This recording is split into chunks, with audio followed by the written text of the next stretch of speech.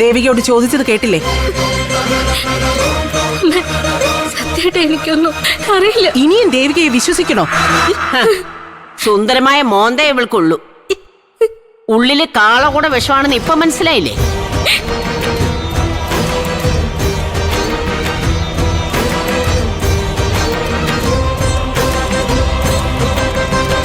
അമ്മ പൊട്ടിച്ച ബോംബില് ചിന്നിച്ചേറിപ്പോയി അവള്. ഇതൊരു തുടക്കം മാത്രമല്ലേടാ, വെറും സാമ്പിൾ. ബാക്കി പുറകെ ഉണ്ട്. ഓ, കൊലപാതകയുടെ നിപ്പ് കണ്ടില്ലേ? മുത്തശ്ശി, ദൈവത്തോർത്ത് ഇങ്ങനൊന്നും പറയല്ലേ. ഞാൻ ആരെ കൊന്നിട്ടൊന്നുമില്ല. ഒരാളെ ആത്മഹത്യ ചെയ്യാൻ പ്രേരിപ്പിക്കുന്നത് കൊലപാതകത്തിന് തുല്യ. നഷ്ടപ്പെട്ടതൊരു മനുഷ്യജീവനാ. അതും പാവപ്പെട്ട നമ്മുടെ ശരത്തുമോന്റെ ചേട്ടനെ. എന്താ എന്താ പ്രശ്നം? നിന്റെ ഈ മരുമോളില്ലേ, അവളെ തനി ഗുണം പറയുമായിരുന്നു. ആരാ ചരത്തി? അമ്മ, ദേവിയമോക്ക് പുതിയ പേരൊന്നും ഇടണ്ട. അമ്മ എന്റെ ഭാര്യയും കൂടെ ഇടംവലം നിന്ന് ദേവിയമോളെ കൊത്തിപ്പറിക്കുവാണ്. മനോഹരേട്ടന് ശരത്തിന്റെ അമ്മ പറഞ്ഞതൊന്നും മനസ്സിലായില്ലേ? മിണ്ടരുത് നീ. ആദ്യം അവര് തിരിച്ചു പോട്ടെ, അത് കഴിഞ്ഞ് നമുക്ക് വിശദമായിട്ട് സംസാരിക്കാം. മോള് വിഷമിക്കാതിരിക്കെ. ആരറവ് കത്തിയായിട്ട് നിന്നാലും അച്ഛനിവിടെ ഉണ്ടല്ലോ. അതെ പാർവതി, ഞാൻ അങ്ങോട്ട് ചെല്ലട്ടെ. അല്ലെങ്കിൽ ശരത്തുമോന്റെ അമ്മ എന്ത് വിചാരിക്കും? നീ ഒരു കാര്യം ചെയ്, അവർക്ക് കുടിക്കാൻ എന്തെങ്കിലും എടുക്ക്. ദേ പിന്നെ ഇവളെ കൊണ്ട് എടുപ്പിക്കരുത്. ഓരാചാരത്തി വല്ല വിഷവും കലക്കും.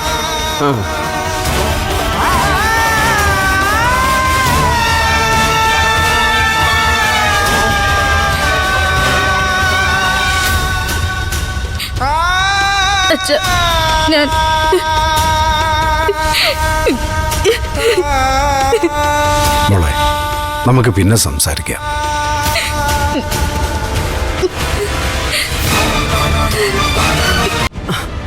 അതെ, മറ്റവളെ രണ്ടെണ്ണം പറയുമായിരുന്നു. അതിന് ഇനി സമയമുണ്ടല്ലോ മുത്തശ്ശി.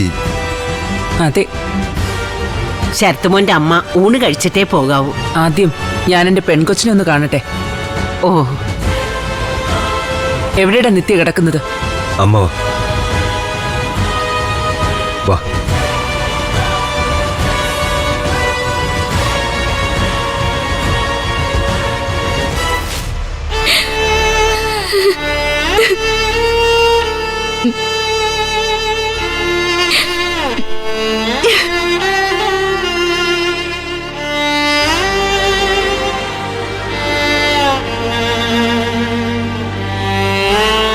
നിത്യക്കുട്ടി,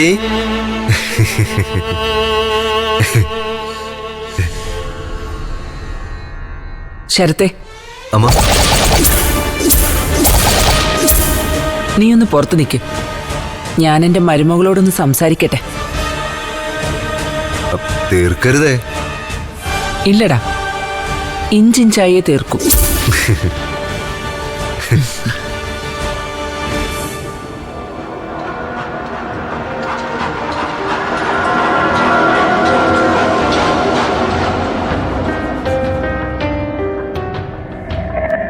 ഇങ്ങനെ കിടന്നാ മതിയോടി?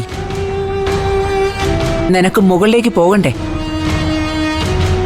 മുകളിൽ എന്തെല്ലാം മനോഹരമായ കാഴ്ചകളുണ്ട്. ഞാൻ ചത്തു പറന്നു പോയിട്ടില്ലെങ്കിലും എന്റെ ശ്രാവൺ മോന്റെ ആത്മാവ് എന്റെ കാതിൽ പറഞ്ഞതാ. നക്ഷത്രങ്ങൾ, സൗരയൂഥം, മിൽക്കി വേ, പിന്നെ സ്വർഗവും നരകവും.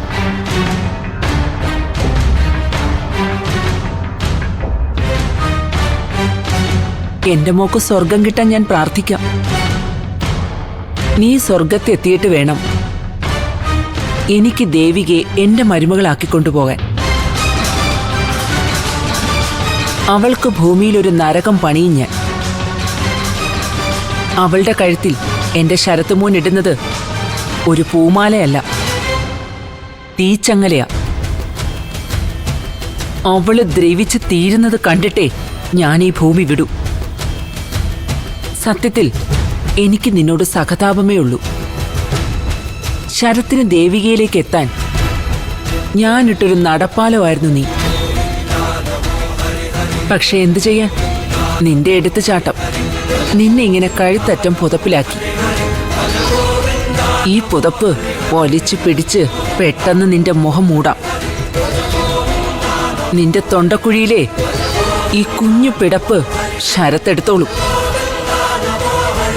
അപ്പൊ ശരി, സുഖമരണം തരണേന്ന് ദൈവത്തോട് പ്രാർത്ഥിച്ചോണ്ട് മോള് വിശ്രമിച്ചോ.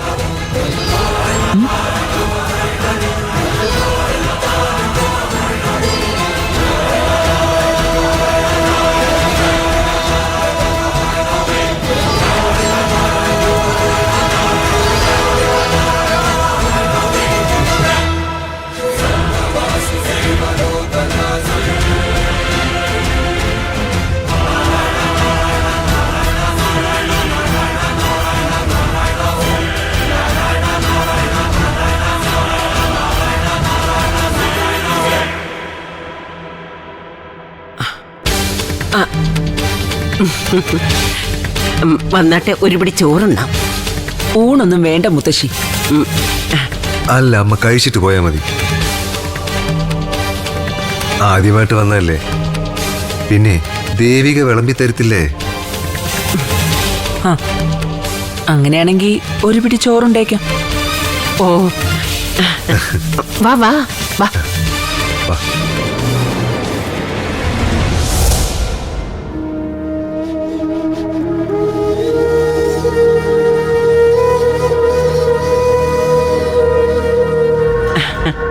ശരത്തുമോൻ കഴിക്കുന്നില്ലേ?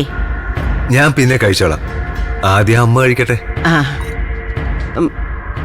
ഓഹ്, എന്തോന്നിനാടി ഉണ്ടക്കണ്ണി ഇങ്ങനെ മേടിച്ചു നിൽക്കുന്നത്?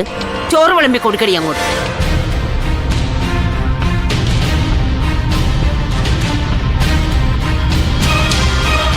നിന്റെ കൈകൊണ്ട് വിളമ്പുന്നതിൽ എനിക്ക് സന്തോഷമേ ഉള്ളൂ.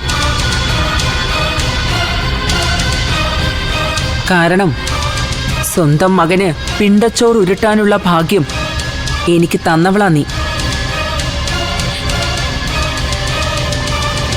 ദേവിക കേട്ടില്ലേ പറഞ്ഞത്? ഭക്ഷണം വിളമ്പാൻ. അതോ വീട്ടിൽ വന്ന അതിഥിയെ അപമാനിച്ചയക്കാനാണോ ഉദ്ദേശം?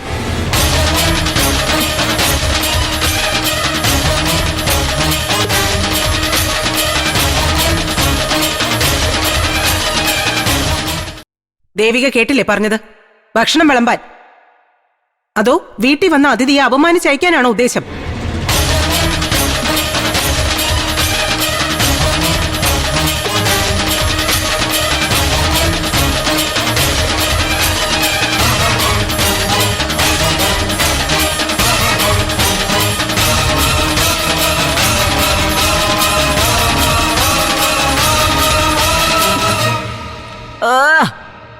അവളുടെ കണ്ണീന്ന് പൂങ്കണ്ണീരൊഴുകുന്നു. ആ ചോറിൽ വീഴുവടി. ഇനി അന്നത്തിലൂടെ കണ്ണീര് വീഴാത്ത കുഴപ്പമേ ഉള്ളൂ.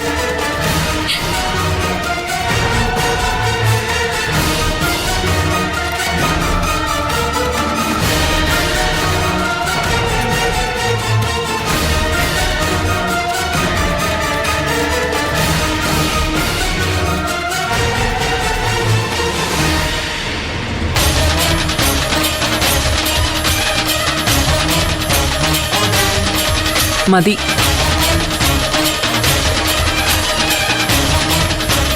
ഈ പ്ലേറ്റ് എടുക്കടി.